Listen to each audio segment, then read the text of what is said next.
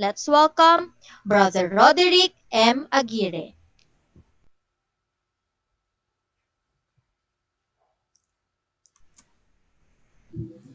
Good afternoon, viewers. Once more, we are here together again to share new learnings. Actually, the topic today would not necessarily be a new learning for all of us. This is more of a summary of everything that we discussed from since July up to the other day on making ourselves ready for the new normal in the teaching and learning interaction with our students. So I will just give certain highlights of some information how we can effectively plan our instructional plans and deliver it effectively to our students at home. I would like to remind everyone that some of the information that I'll be providing with you probably you already know, and that's good because that means that's a way of affirming what you know and what you've been doing for quite some time. But for those who are still, grasping for ways how we can overcome such adversities that we are facing right now with the challenges posed by the pandemic, I hope that the suggestions I'll be giving today would be of great help to you when you improve and enhance your planning for the distance education for your students. All right, so let me share to you my PowerPoint. By the way, um, I would like to remind everyone that if you want a copy of my PowerPoint in handout format, just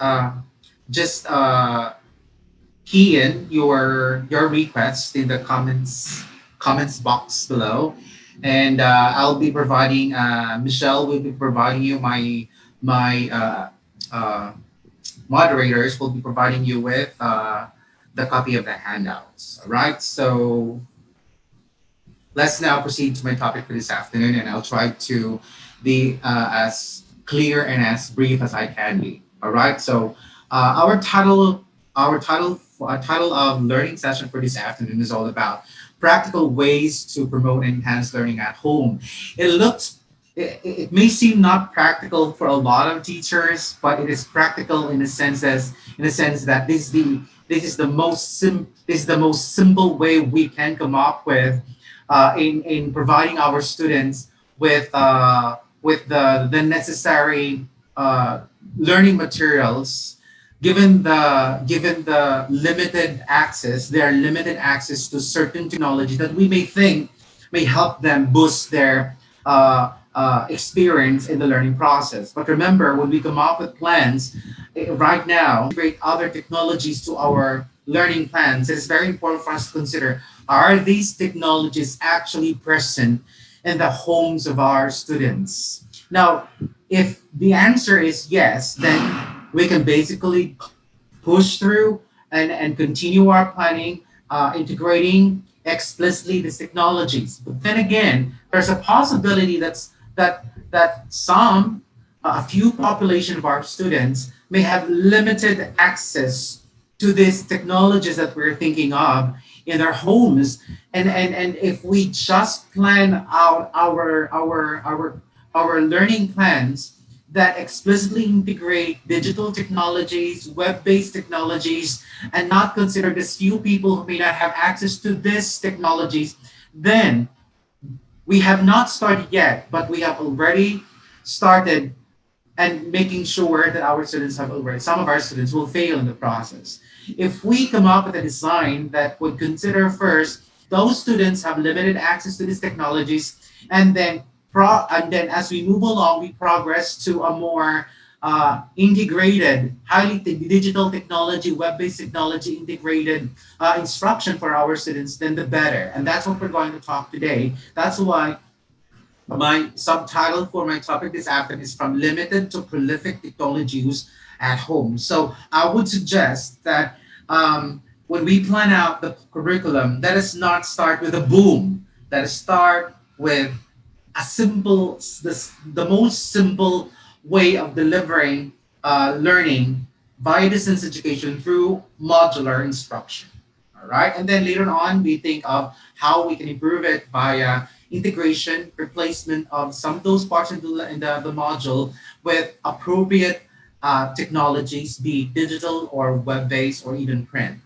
All right. So these are my questions for this afternoon. But we will begin with an introduction where I will provide certain myths about learning and distance learning education, so that in the process we are able to find the answers why these statements are myths about learning and distance education.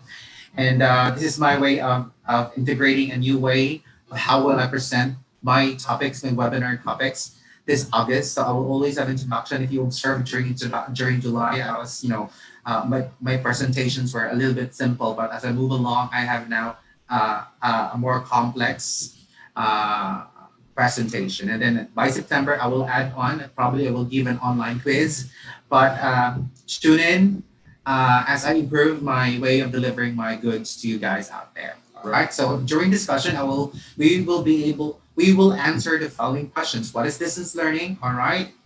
What technology should be made available to our learners to maximize their learning at home? How does one select appropriate technologies for planning distance learning? All right. And then we will have mini workshop. The mini workshop would be, of course, prepared by yours truly. And then all you have to do there is just look at it, how I did it, and then hopefully and eventually those ideas the ideas how I did the workshop, and be able to help you translate those ideas into your own way of planning your lesson plans and your modules. Then I will now be ready to entertain questions and clarifications. Now, if you have along the way you have questions and clarifications you would like to ask me, do not hesitate uh, to write your comments and clarifications in the comments box below. All right, and then I'll have my conclusions and implications. Let's begin. So let us now identify and bust myths about distance education and learning in general. Let us begin with myth number one. Rereading and highlighting information while reading or studying. This has been our practice. A lot of us, teachers, when we were young, when we were students, and then now that we are teachers, we somehow encourage our students to do the same thing, rereading and highlighting information while reading or studying.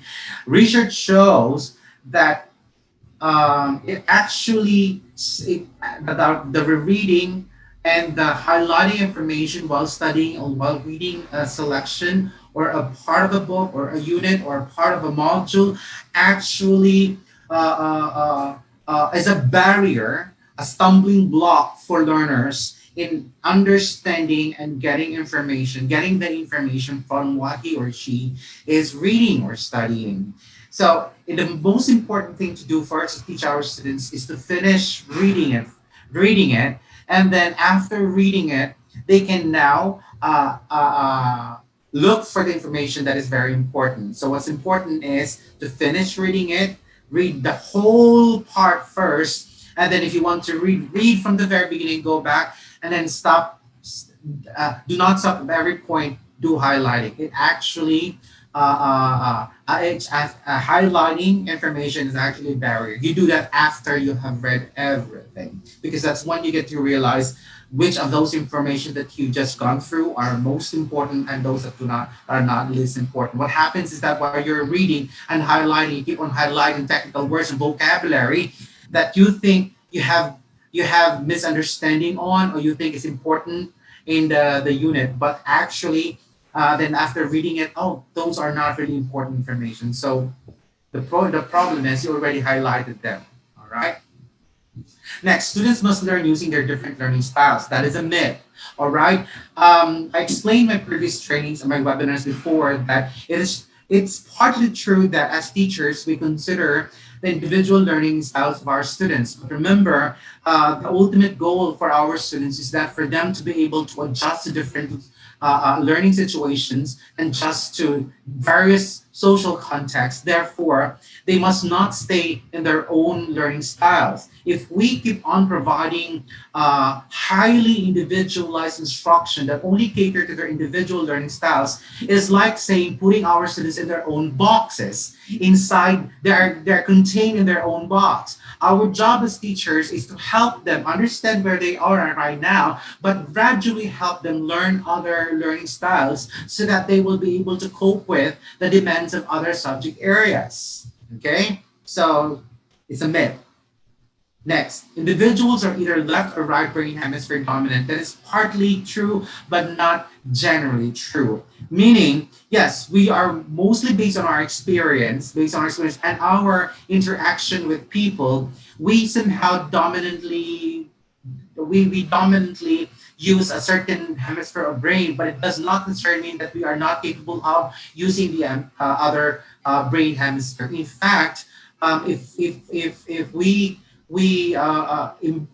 continuously expose ourselves to various types of learnings and different social contexts, then we are able to develop the different processes of both left and right brain hemispheres. So it's a myth. We do not stay in just one dominant. We do not stay dominant only using one part or one hemisphere of our brains. We are capable of using both. Next, number four, the 10,000 hour rule practice enough for one to become world class. There was one myth before that if we devote a lot of time studying and memorizing certain concepts for a certain subject area, we become an expert of that. That is not true.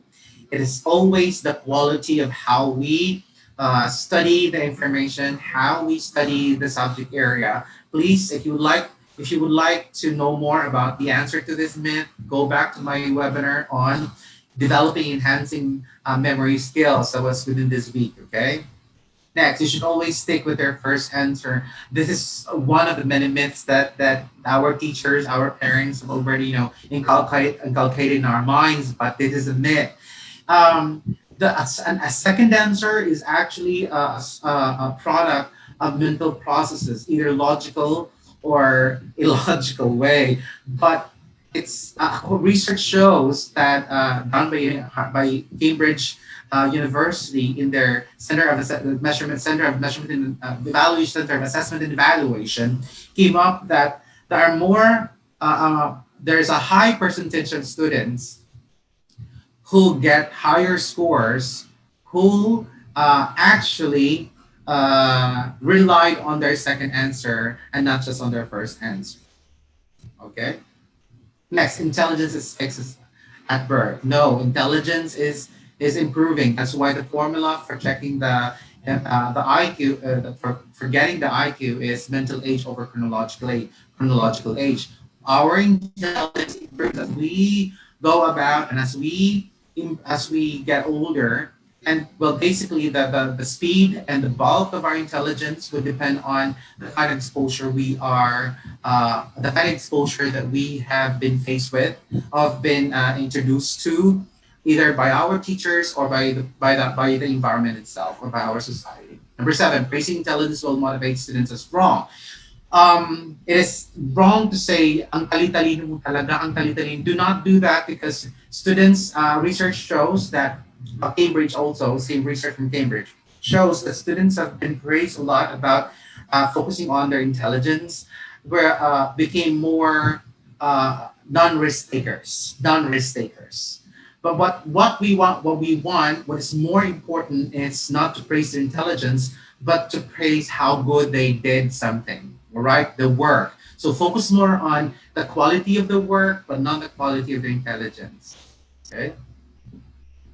Next would be number eight. We only use 10% of our brain. That's wrong. We have a capacity. Our brain is so powerful, and we can keep on using that continuously. Help ourselves in memory skills. It's not on the percentage, but it's on the relevance and the focus and attention that we provide to certain information that they're supposed to learn from. All right. And then finally, there are shortcuts to better learn. There are no shortcuts to better learn. There's no easy way. Everything would always start with being difficult because it's always the first time. There's no such thing as the first time it was easy. In fact, first times will always be difficult, especially in the learning process, because it's our first time to do something. But as we continuously use it and continuously use that skill or that type of technique, and it becomes easy because we become it becomes part of our habit. There you go. So these myths will be answered all throughout our discussion today. And now let's begin with the by answering the first question. What is distance learning? All right. So distance learning is easy to answer. It is one aspect of distance education. All right. It is one aspect of distance education. All right. So sorry. So our process here is that the teacher and the student have a physical interaction. All right. But because of say our situation right now, because of pandemic, um, the physical interaction, the face-to-face interaction is no longer acceptable. That's what we call as no face teacher student interaction. That's called as distance education. This is just concretizing the definition of distance education, meaning that the physical presence of both the teacher and the learner is not present location. It is separated by distance. All right, separated by distance. So to make clear of that, these are the characteristics of distance education. The S went down. All right. It has to be carried out by institutions. These courses, example would be time traveling from their homes to school, the traffic, waking up in the morning, and so on. This time wasted of all of these things to be able to attend to learning is minimized. Therefore, it becomes convenient. And then the materials are delivered to the houses or via either by a courier or via by the teacher delivering the modules directly to the homes or via a web-based way of delivering the material. Therefore, it's still accessible. But remember, when we think of accessibility of these materials, it should be on the perspective of the students, not on the perspective of the teachers. Okay? What happened in the Philippines is that we have forced, okay? What happened to most families in the Philippines is that we have forced the families to provide for their children digital technology like laptops, tablets, internet connection, all right, internet connection, which was not actually part of their daily or monthly budget, but now it has bloated into something that they have not expected to be because we have forced them to be in that situation. Our distance education should not do that. It should not make our parents and students inconvenient. Okay? Anyway, let's proceed. Later on, we're going to discuss that. Next would be connects individuals through interactive communication. So that could be via the phone, it could be via the internet, it could be via the material itself. Okay? And the next, or the printed module. The next we have establishes a learning group. Now, one of the challenges of distance education is how to maintain the collaborative effort of our students because we cannot minimize or diminish the power of learning through sharing of ideas among students. It is very important that we still continue on despite the physical interaction being absent, we still come up with certain programs where our students will have still an opportunity to talk to someone else or other people aside from themselves to be able to clarify ideas and therefore be able to help themselves understand concepts because it is better that they talk about it and share ideas with others than themselves because if it's not shared to others on their own they think that they understood the material correctly. So just to summarize our answer for the first question is what distance education is or distance learning is. Distance education also is called distance learning, e-learning, and online learning. It is a form of education in which the main elements include physical and the use of various technologies to facilitate student, teacher, and student communication. Remember, when we say technologies, we're not only talking about digital technologies. Digital technology is only one group of technologies that are available for us. Print technology is one of those group of technologies that we have, like pictures, the printed modules, the activity sheets. So think about technology in its general sense, not digital technology or web-based technologies. All right. So let's proceed to the second question number two. What are the different learning delivery modes in distance education? All right. So, distance education should be seen in two perspectives: distance teaching and distance learning. All right. So, mostly what teachers what most teachers, educators, school heads, parents are only thinking about in distance education is the distance learning in itself. Distance learning is just a product, okay, product of what the teachers did during the planning stage in their distance teaching, in creating a distance teaching uh, experience for them. So let's say the teacher is at home or at school planning the material. So the teacher is the one designing the learning tool. And I would say that will be the module. The modules would always be the core of distance education. Without the module, um, it is difficult for teachers to choose what technologies would best be appropriate or would be appropriate to best deliver the effective and quality type of learning for our students who are at home.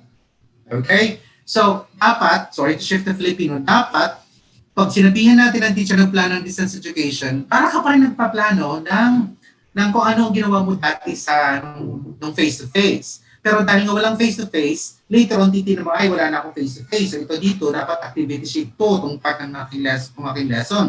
O itong part ng aking na-evaluation ko, ay ano to, activity sheet ulit. Uy, yung instruction ko, wala akong, hindi ako makakapag-explain.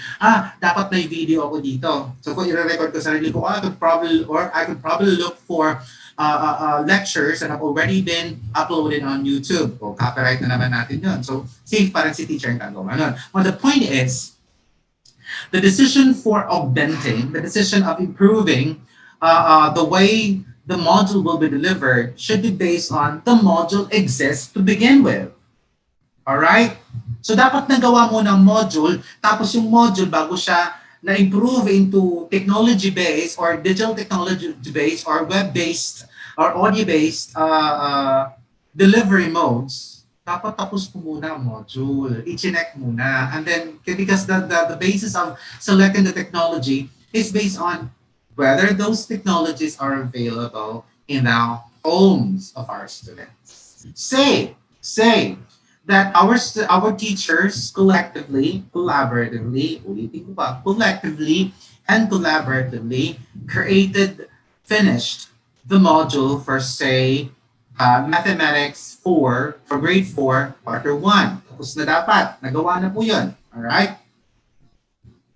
They are now going to brainstorm as to what sport to deliver the module can be integrated in the plan, okay, in the instructional plan in order to enhance the learning experience of our students. Enhance po ha. Yung facilitate kasi, yung module na mismo talaga. Okay?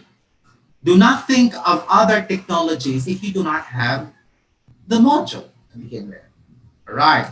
It could be also audio files or other web-based materials, but nonetheless still to support the module. Okay? Kaya nga po, ang nasa utak ko po ng matagal talaga, bakit baka ang mga teachers gagawa ng bagong learning materials na meron naman silang ginawa na last school year or the previous school years. What they're supposed to be doing during the summer or during the pandemic or June and July was to put them together in one plan and think which of those parts of the lessons that they delivered last year, which is grade 12 based, can be delivered using, online technologies or web-based technologies or digital technologies. Now, the question is, are these technologies appropriate to enhance the learning environment? Done, it's when we think of, not to mention, may bagong sets ang standards na labas. Hindi talagang bago halos lahat. Although, nangahoy tayo, but it took us nagsayang tayo ng oras doon. The point here, ladies and gentlemen, is that the distance education would rely, the core of it would be the module. Okay? And do not think when I say module, it is printed. No, ang module ay yung ginawa ng teacher, pa rin sinulat niya, kung wala siyang laptop, pero sinulat niya. Delivering it via print technology is our old what we call as delivery modes. So the module should exist either in soft copy or hard copy. Kung sa libro po yan, sa mga textbooks sa publications, ang tawag po natin doon ay teacher's guide. Kung sa atin po mga teachers naman yan po, yung module na yan, tawag po natin ay lesson plans. Or ngayon, ang tawag ninyo ay mga exemplars. Okay po.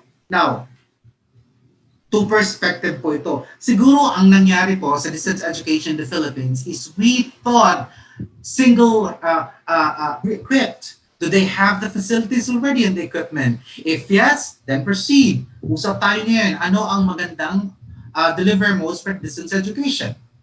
Okay. Nakaklaro po natin. Again, all of these are ideas of I'm basing all my comments on the principles of distance education. We should not look at distance education only on the perspective of the teacher, the perspective of distance learning. Tatlo yan po yan ha. The perspective of the technologies and the module, tatlo po yan. The teacher, the material, and the learners. Tatlo po yan. Nasaan po tayo? Anong kinonsidera po natin? Hindi natin consider ang sitwasyon ng mga teacher. Hindi natin consider ang availability ng mga materials sa mga teacher at saka sa mga estudyante. Hindi natin consider ang cost. Kasi mas maraming gastos na to. Bakit po? They are now separated. Unlike if it's in school, the school provides for everything. But because in distance education, all of these three perspectives must be taken care of. Hopefully not by individual teachers, because if it's being taken care of by individual teachers, my gosh, that's too much. All right, so I'm looking at the module. Now, so distance education can be delivered in, of course, two major ways. Asynchronous, where each learner is receiving the material of the learning interacting with the course content in his or her own schedule. May sariling schedule ang bata. So, hindi yung binigyan ng schedule ng school. So, siya ang mag-decide anong oras siya sa mga subjects na yun. Basta sinabi sa kanya na, these are the modules that you're supposed to finish in 1 week. So, ang bata ang mag-decide kung kailan niya babasahin ang bawat module o paano niya atataduhin in 1 week ang pagtapos ng module na yun. Alright? Like what we do with ALS. Di ba? Yung ALS, pag binigay natin ang module, may orientation muna tayo kung paano paggamit nun, kailan makikita-kita ulit, kailan sila magsasubmit. Alright, hindi natin sinasabi basta araw-araw schedule. No, ang mga bata on their own are independently creating their own schedule to be able to finish the module and before finish the module on or before the agreed schedule of submitting certain requirements or taking a test and so on and so forth. Alright? So meron na po nga tayo niyan yung ALS. Sana ginamit natin ang modules ng ALS. As springboard for the creation of our module delivery for the pandemic. Mas okay na sana yun, existing na siya. Anyway, another one is what we call asynchronous. Ibig sabihin po niyan that the learners are receiving at the same time, okay, the learning the material at the same time, fixed ang schedule, like what we do at school. A school where students have a certain schedule that they follow, all of them are should to be there inside the classroom, is called synchronous. And I think this is what we have thought of. Okay, ito nasa isip natin ngayon na ang klase ng delivery ng ating distance education ay synchronous lang. Wala nang iba. Asynchronous, hindi gagamitin ang asynchronous. Synchronous lang, ibig sabihin lahat sabay-sabay. I beg to disagree. So may I suggest this?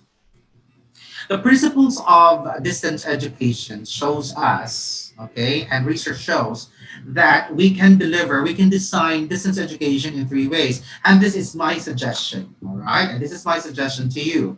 The teacher and the school should decide what distance education design is appropriate for their students. Bakit po? Ang school at ang mga teacher ang nakakilala ng mga sitwasyon ng kanilang mga estudyante. Sila lang po. Okay? Outside that, they only know, I'm sorry for the eye, the division office, the district office, the regional office, they only have a general idea of school's situation or situation of the learning situation inside the school. Pero kung pagkilala sa kapasidad ng mga bata sa pagkatuto, ang nakakalam po talaga are basically the teachers and the school. Therefore, when we create distance education design, it should consider the knowledge, this knowledge of teachers and the school about the learners. So here's what I suggest. Distance education can be delivered asynchronous to students who are highly independent, who has good study habits, highly literate, and with high academic performance. So, pwede na kasi na, itong limang estudyante na identify ko, sir, kayang-kaya po nila na sila na po, so pwede po sila mag-asynchronous. So, hindi na kailangan, basta alam nila, parang AL style po na dapat within the week, they are really able to take a test, they need to present, and so on and so forth. So, hindi ko sila kailangan tutukan. So, si teachers, kung sabihin natin na she has, say, in a private school, 25 students, she has 25 students, and she was able to identify 5 independent learners with good study habits, with good academic standing. So, bawas na sa kanyang pag-monitor sa learning ng bata, sa teaching and learning process, the distance education and learning sa actual week. So, yung 20 na lang natitira sa kanya. Now, from the 20, ang pwedeng gawin niya ngayon ay, pwede bang synchronous naman yung ibang natitira sa tinan natin. For synchronous po, for independent learners who have good academic performance, literate but lacking in good study habits. Ibig sabihin, hindi pwedeng mag-decide ang sarili ang bata kung kailan niya, kung paano siya mag-aaral. Kasi mahina nga ang kanyang study. Matalino nga siya, pero mababa ang kanyang study habits. So what we're going to do is we're going to give these students fixed schedule. Alright? Fixed schedule. But, ano naman yung mga estudyante na talagang struggling learners? Hindi kaya lang ng synchronous yan. Dapat may mga additional activities for independence. So, dapat synchronous at saka asynchronous. Combination of both. So, sana ganito pang ginawa natin na pag-decide. Now, we cannot decide for all schools because the situation of one school is totally different from other schools. The situation of the public school is different from the situation of the private schools, even amongst private schools and within the private school, iba-iba ang sitwasyon ng bawat grade level, ng bawat section. Okay? But the point is, no matter how the teacher decides how a module should be delivered, the module exists. Kasi nga pwede niyang module, asynchronous yung deliver sa bata, ipiprint niya, ang bata mag-decide. Activities are printed. Sa synchronous naman po, dapat para sa schedule, so may printed, merong online. Pag naman din sa synchronous naman, sa synchronous, para struggling learners naman, ay meron siyang sariling schedule for remediation, independent remediation, kasi iba-iba ang mga problema, meron po siya mga printed materials, and then meron siyang online. Mas maraming support ngayon sa mga struggling learners. What happened in the distance education for us in the Philippines is that we only have one type of design for all types of students with the condition and with the presumption that these students have the same conditions, mental, emotional, and socioeconomic status. I beg to disagree. I hope you know where I'm coming from. Not angry. It's just that it's overwhelming. I'm overwhelmed. If I'm overwhelmed and my status and my career status, just I'm a consultant, ano pa kaya ang experience ng isang teacher? So let's now answer, this should be the third question. The third question would be, what technology should be made available to learners and maximize their learning at home? So actually, this question is so funny because it should not be made available. It should start with what's available. Alright? So, sinabi natin limited, ano lang available talaga? Kung hindi available talaga sa mga bahay ng mga bata, ang mga digital technologies, web-based technologies, then there is no other way but to print all the modules. Alright? So mamaya discuss po natin kung ano yung, how do we ensure that printed modules are right. So these are some technologies that can be delivered using that considers all the standards and the learning competencies in the MELC. So just go through it, okay? Ito lang po siya, I prepared technology, advantages and disadvantages. I don't want to discuss this because I don't want to make this topic as highly ICT based. So I will just let you go through it that these are some of the common uh, technologies that are present out there that may be present at home or may not be present at home, may be present at school or the homes of the teachers, but not all present at home. Let's have print. Available pa ang print sa mga bahay ng, well, that can be made available. It does not require any other integration of technologies or digital technologies. Print, pag pinadala sa mga bata, yun lang. Kailang dapat maayos ang module, printed module. Next, voicemail. Meron ba sa mga bahay? Limited din. Alright, not all. Kahit sabihin po natin na we are now the technology age, not all communities in the Philippines, not just communities nga within the community lang nga within the community, may mga bahay pa na hindi talaga well off, na hindi rin talaga may technology. So kung i-consider lang natin na basta, kasi sila, lahat ng mga bata ngayon ay dapat nasa technology, dapat nga. Pero ang problema nga naman, lahat ba sila sa bahay ay meron nun? Eh kung wala naman, edi we have forced the families to to to to to change their ways, to change their lifestyle to suit what we want them to be. All right? And the problem is with the pandemic is that economically speaking, they're also struggling. Dinagdagan mo na nga, o di na nga sila makapag-aral sa school, nag-struggle na nga sila, tapos dinagdagan pa natin sila na dapat nilang bilhin. Oh my gosh. Dapat nakapokus sa learning. Ang problema ng mga bata ngayon, sana ko mag-computer, sana ko mag-internet. Maswerte ang mga schools na mga bata niya, estudyante niya, may access. Pero that's looking at the perspective that on 1 week, we're talking about how many months kakayanin kaya nila yan. Kahit sila mag-rent, sabihin natin 5 piso kada oras, ilang oras yan sa isang araw kunwari. Sir, once a week lang po sila. O let's say have 8 subjects. 8 times 5, ilan yon?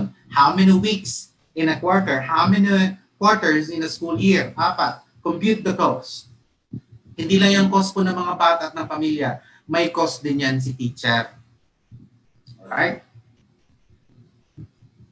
So these are the technologies. Again, I already prepared a handout format of this. Those who would like to look at it so that you can consider these technologies and its advantages and disadvantages when you plan out your lessons or modify your lessons later on. It will be made available to you after my session, okay? Or I think my moderator will explain it to you later on. Just go through with it. So ito po siya mga technologies, videos, internet video conferencing, and so on. Finally, we have the cable broadcast television still be ongoing. The government is trying to enlist the help of the local televisions and radio stations and national-based coverage broadcasting stations and televisions, but it will take some time. By the time that they have already, the time that they are now ready to support the distance education of the Philippines, I think we're halfway through the school year, if not almost at the end. All right. So let's proceed to the last question. How does one select appropriate technologies for planning distance learning? Okay, here we go. First, we need to consider these factors. Delivery and access. How do we deliver and make this learning materials accessible to our students? Now, again, the delivery and accessibility of these materials is not collectively the same. In one section that the teacher handles, hindi lahat ng estudyante posibleng maka-access noon. Kung online na ginamit natin, sino ang pwedeng mag-online? Kapag may choice ang bata, sino pwedeng mag-online, mag-module. Ano ang available sa bahay? Nakuha po natin, ano ang kaya ng pamilya? Now, the point here is that, sabi niyo, sir, ang hirap naman yun, that's part of planning. We consider the situation of our learners. If we we don't consider that, bahala sila mag-adjust. Harap na nga ako ng teacher, ginawa ko ng ganito. Yes, I know, that's how it is. Kasi sino ba nagsabi na individual planning? It should be collectively done. Basahin niyo po rin yung order ng ating secretary. Okay? Division-wide nga, di ba? Next would be control. How will the control be done by the teachers and the students? Not just to mention on the development of the materials, let it be the module printed or not. The question is, how will the students control Have control over the materials. Is it naka-chunk na ba talaga siya, nakalagay doon for 5 minutes? Na, pag dinevelop daw natin ang materials kasi, dapat klaro ilang minuto ang mga activities na yon para alam ng bata or this module is good for how many minutes. Para klaro ng bata, kung ako ay independent learner, I know how uh, uh, to create my own schedule. Kung asynchronous naman yan, wala nang problema kasi sabay-sabay naman asynchronous, sabay-sabay ang mga bata. Alright? Next would be how the interaction will be done. Is it interaction with oneself, interaction with the teacher online, teacher via the printed module, or interaction of the student with someone at home? Tingnan natin din yun. Next, symbolic, the audiovisual characters of the medium. Ano daw ang porsyento ng mga teachers at other supports to help the learning process. Sabi nga nila, ang bata na mababa ang literacy, pag binigyan mo ng printed materials, kahit pa yan maganda ang layout, maganda ang materials, hirap nga, struggling reader nga kahit gaano kaganda pa yan, ang tingin lang niya ay mga lang yan, pictures lang yan. So how do we, ang sabi ko nga, kung mga struggling readers, combination of both. Dapat meron silang audio materials, maririnig nila. It's like listening to the teacher is there. The problem is, again, is it available sa bahay nila? Research shows in the Philippines that students in the socioeconomic, yung mga estudyante na medyo mahihina, majority of the population of students are struggling, or are struggling learners in school, have low socioeconomic status in their families. So, ibig sabihin, kung dadagdaw pa natin ng technology, struggling na nga sila, struggling pa ang socioeconomic sa bahay, dadagdaw pa ng marami, struggle much. Okay, so what do we do? That's when we enlist, by the help of the school heads and the division office, enlist the help of the local government to provide this identified students. Identified lang, hindi lamang estudyante. Identified struggling students provided with this type of technologies. Kaya lang problema ulit, dahil pag binigyan mo ng technology, dahil nga mga bata na struggling, mababa ang disiplina at mababa ang mga pagrespeto sa ibang tao, sa sarili. So there's a possibility na pag binigyan mong technology within the week, importante na may orientation sa kanila and behavior modification. Kasi nga, struggling readers also have different behaviors and different perspectives of how to treat other people and other things. So hindi lang materials ang titingnan natin. It's also the orientation students. All right. Next would be social presence created by the medium. Kind of the same with my explanation. Human-machine interface, technology availability. So let's have an example. So how we do it. So we need to follow the following general. There are more specific phases on this. Pero ayoko naman kayong pahirapan dyan. Pero generally, these are the common phases and stages in developing a module. Module po ha, hindi natin sinasabi na, sir, printed po ba yung oral? Module, ibig sabihin, later mo na i-decide whether it will be delivered via video and so on. So, the module is the material. It's the learning material, all right? In short, it is from the lesson plan created into like the teacher, the one talking. It was, that the phases are, we have the planning phase, all right? In the planning phase, we need to understand that, okay, we need to train the developers. So, sa planning phase, how do we chunk the learning competencies in the MES and MECs into how many weeks? 7 weeks or 7 to 8 weeks. Okay?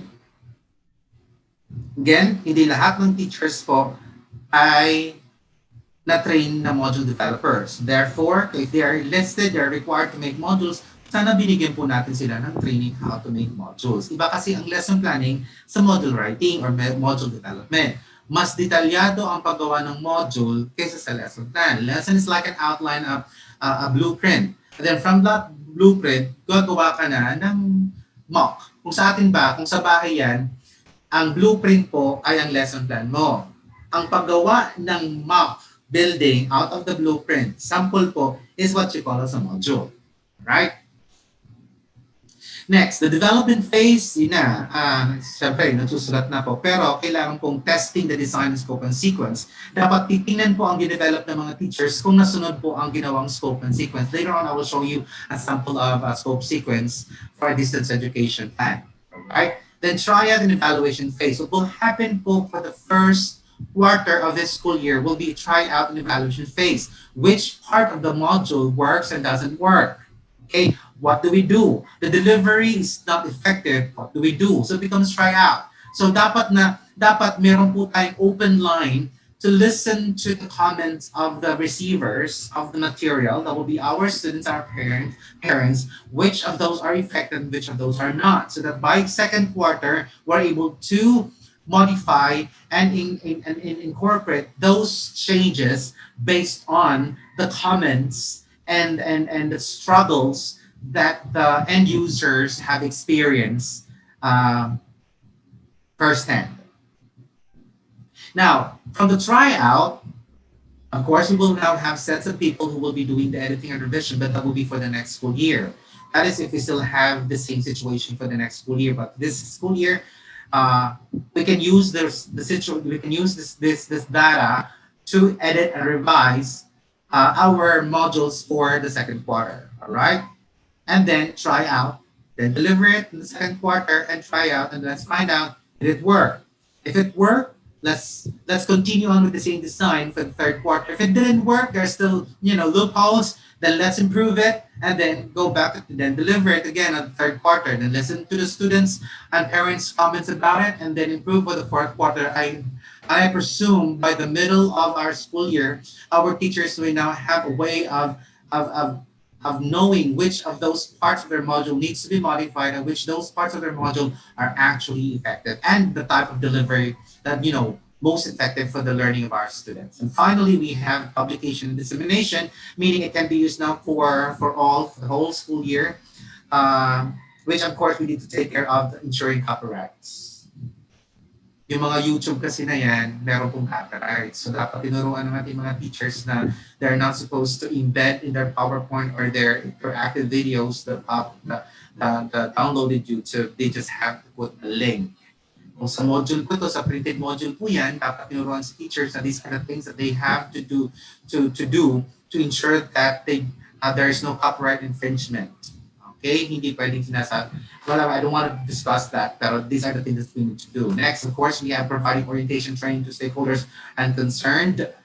Stakeholder training to stakeholders concerned. Since only a few teachers are chosen to write modules, all the rest of the teachers need to be oriented on how the materials will be delivered. Okay? So it becomes a mass training now. Paano magsalita? Kagaya na, kung ikaw teacher, this part of the module will be live online lecture, live online interaction with the students.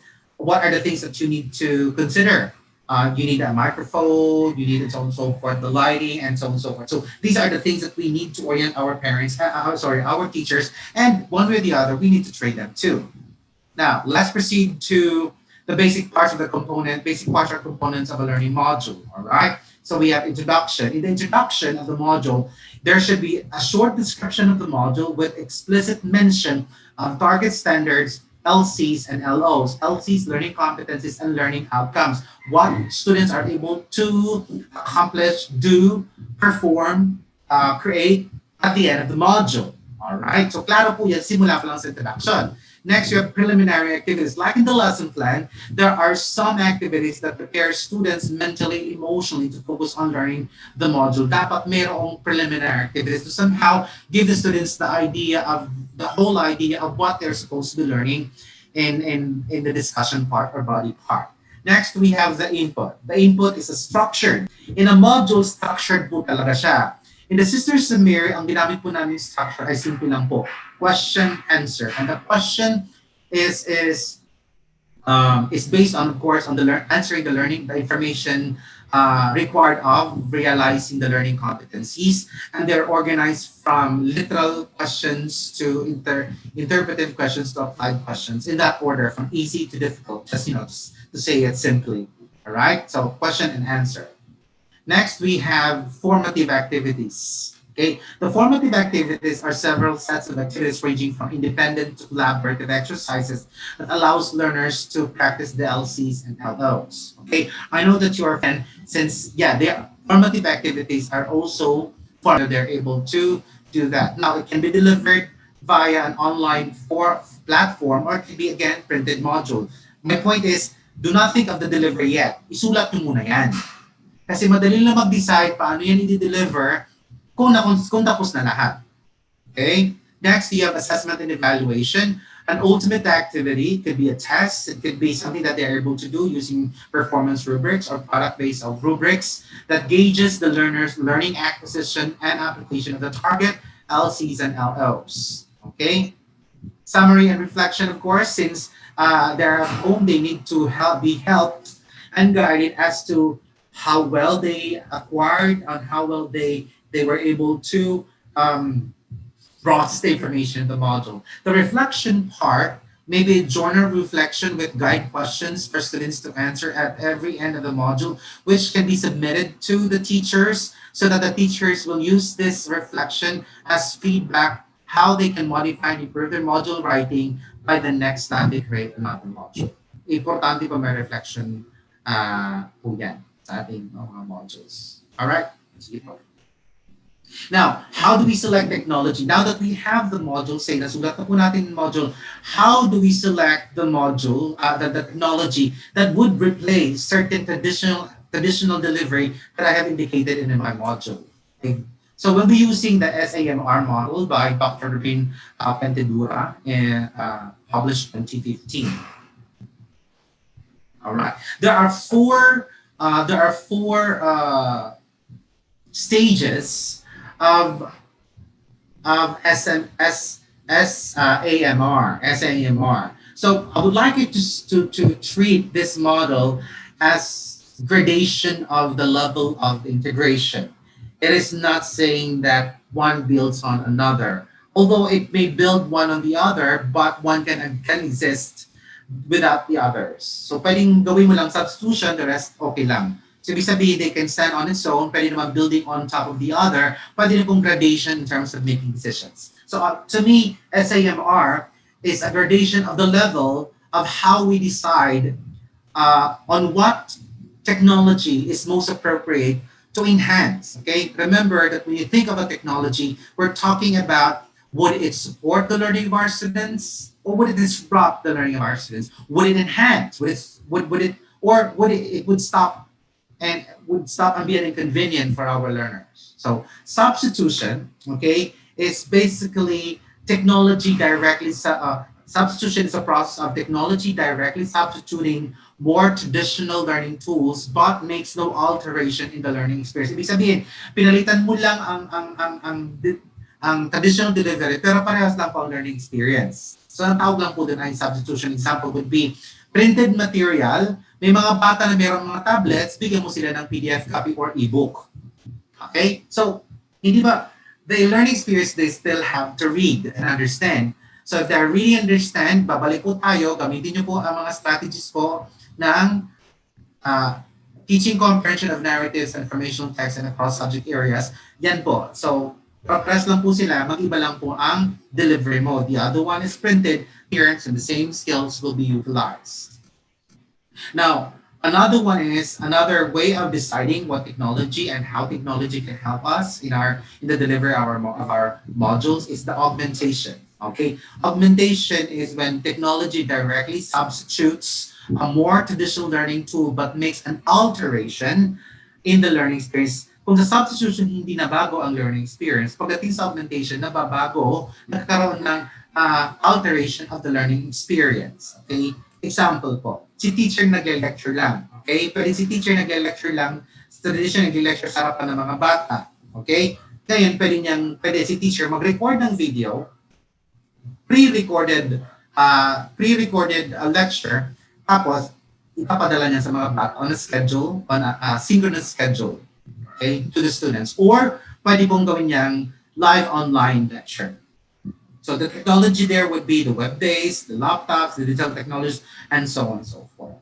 Anong nabago po? It will require students to have other technologies for them to be able to access that. So nabago na ang learning experience. Hindi lang gagamitan ng utak.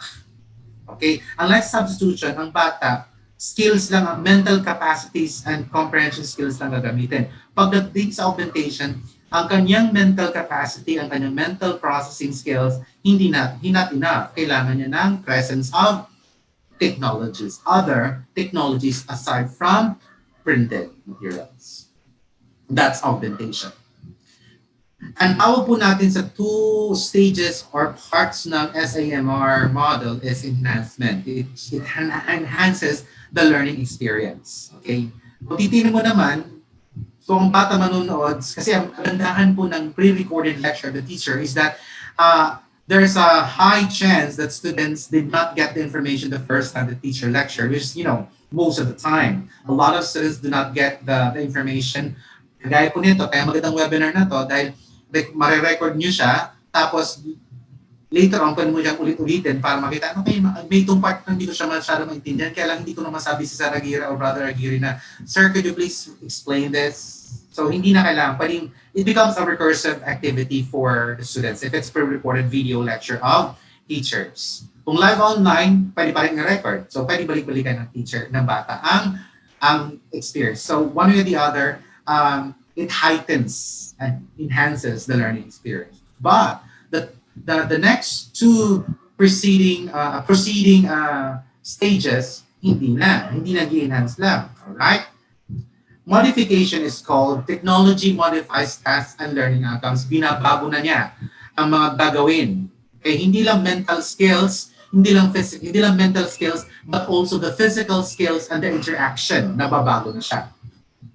Alright, so if our students are doing collaborative, discussions, science investigatory project at school, na nagkita-kita sila, no, hindi na ganun. May iba na ang kanilang, they're still going to do the collaborative activity, pero mangyayari po, hindi na sila face-to-face.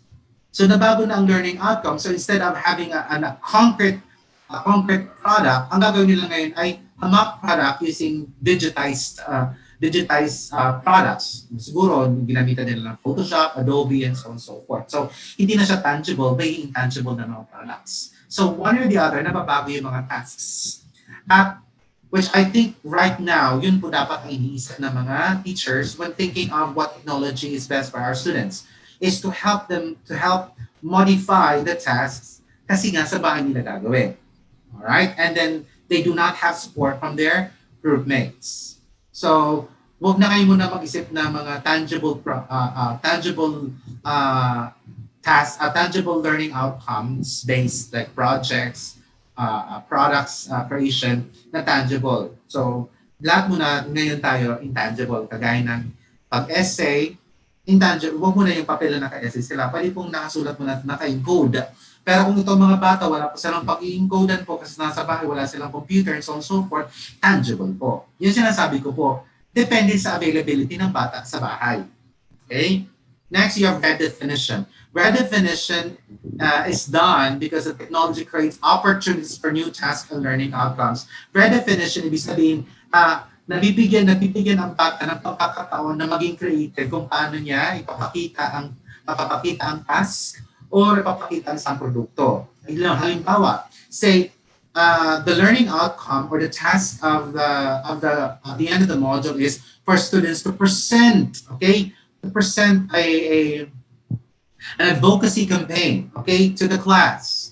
Parang ang hirap nun. So, ang gagawin ng bata ngayon is, instead of, face-to-face interaction or live online explanation of advocacy, ang gagawin niya, gagawa siya ngayon ng infomercial. So, active from a video or just lecturing or talking about or reporting about the advocacy ngayon na gagawin ng bata, gagawa na siyang infomercial using different technologies together. And that's what we call. Whichever you choose, substitution, augmentation, modification, and redefinition, it must be in consideration of the situation of our students. If we do not consider the situation of our students, we're talking about not all. Do not see it as collective situation of our students. Ngayon, kung collective ang gusto mo, kung lahat ng mga estudyante po ay, halimbawa, sa klase po ninyo o sa school ninyo, 70% po ay may access sa internet. Okay, 70%. 30% wala. Ngayon, ang ginawa nyo po ay lahat po mag-online. E paano yung 30%? Di ba? That's unfair. Eh, siya bala sila. Then that you have condemned them to fail. So, dapat ganun gagawin mo. Be equitable. Yung sinabi ko last time po, equitability. Do not think of equality. Think of equity. Equitable delivery of materials. Eh kung talagang 70% ang may online, it is 70% will do online, while the 30% continue with your module. Nakuha po natin.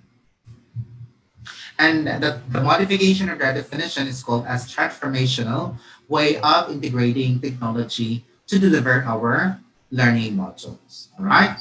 Let's now have a sample mini workshop. How it's done. Okay, so let me check my time. It's already 3:04. So thank you very much. I'm almost. I delivered my topic exactly an hour.